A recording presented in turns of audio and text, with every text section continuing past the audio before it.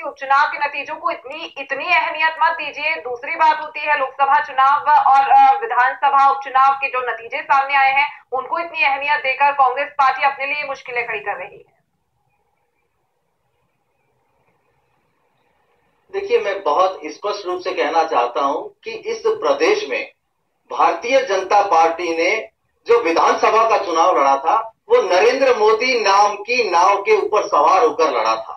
इसी तरीके से लोकसभा चुनाव भी नरेंद्र मोदी के नाम पर लड़ा गया।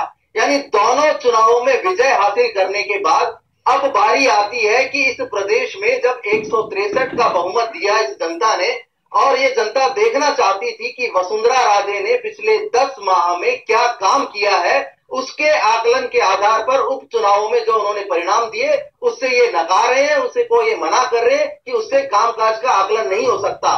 जबकि सत्यता यही है कि चुनाव में जो सरकार का कामकाज था उसी कामकाज के आधार पर उपचुनावों में इनको परिणाम मिले।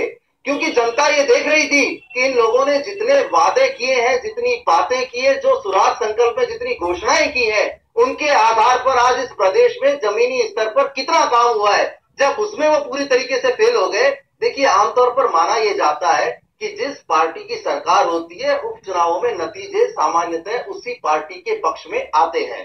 तो सीधे तौर पर इस प्रदेश की जनता ने सरकार के 10 माह के कामकाज को नकार दिया।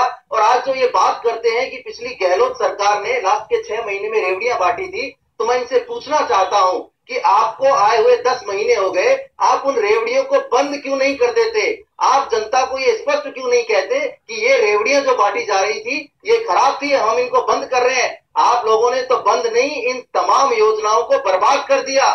जितने भी एलिजिबल लोग थे आज वो परेशान हो रहे हैं। तमाम तरह की उनकी जो जन कल्याणकारी योजनाएं थी आज उनको इस तरीके से ठंडे बस्ते में डाल दिया गया है कि आदमी अपनी पेंशन के लिए तड़प रहा है, आदमी मुफ्त दवाइयों के लिए तड़प रहा है।